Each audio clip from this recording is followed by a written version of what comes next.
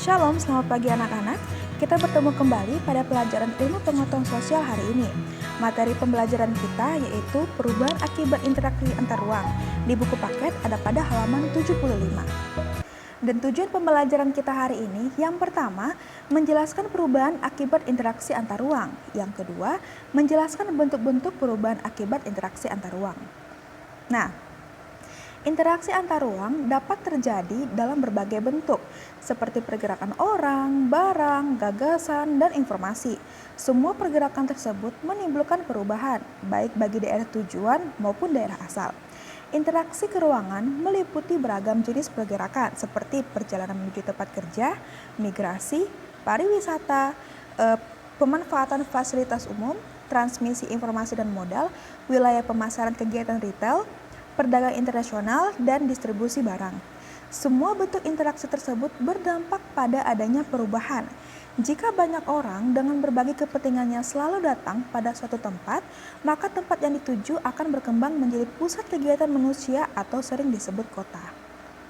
Nah, berbagai perubahan akibat interaksi ke ruangan. Yang pertama, berkembangnya pusat-pusat pertumbuhan. Pergerakan orang, barang, dan jasa pada suatu lokasi yang menimbulkan pemusatan aktivitas manusia pada lokasi tujuan. Dan pemusatan aktivitas penduduk tersebut kemudian membentuk daerah perkotaan. Daerah perkotaan merupakan pusat pertumbuhan suatu wilayah karena sebagian besar aktivitas terkonsentrasi di wilayah perkotaan tersebut. Yang kedua, perubahan penggunaan lahan. Aktivitas penduduk yang terus meningkat pada akhirnya akan memerlukan lahan untuk menampung aktivitas tersebut. Semakin banyak penduduk yang datang pada suatu kota akan disertai dengan kebutuhan tempat tinggal. Akibatnya terjadi alih fungsi lahan dari lahan pertanian menjadi pemukiman.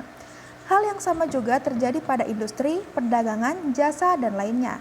Dengan demikian, terjadi perubahan penggunaan lahan dari pertanian ke non-pertanian. Contohnya, permukiman industri, perdagangan, jasa, dan lainnya. Yang ketiga, perubahan orientasi mata pencaharian. Interaksi spasial umumnya terjadi karena adanya kepentingan ekonomi, khususnya berkaitan dengan pekerjaan. Daerah yang menjadi tujuan pergerakan penduduk akan dihuni oleh mereka yang memiliki pekerjaan yang beragam. Jenis pekerjaan juga berkembang karena adanya kebutuhan akan barang dan jasa yang semakin beragam. Orientasi pekerjaan berubah dari yang tadinya berorientasi pada sumber daya alam, khususnya petani, menjadi pekerjaan lainnya. Nah, yang keempat, berkembangnya sarana dan prasarana. Terjadinya pergerakan orang, barang, dan informasi memerlukan sarana dan prasarana. Pembangunan sarana dan prasarana akan semakin meningkat dengan meningkatnya pergerakan tersebut. Kendaraan, jalan, fasilitas umum, pusat-pusat perdagangan, dan lainnya terus bertambah dengan semakin meningkatnya interaksi ke ruangan. Yang kelima, adanya perubahan sosial dan budaya. Adanya pergerakan penduduk dari satu tempat ke tempat lainnya akan disertai dengan interaksi sosial. Terjadinya interaksi antar anggota masyarakat tersebut akan disertai pula dengan saling pengaruh terkait dengan norma dan nilai yang dianut oleh masing-masing individu atau kelompok masyarakat.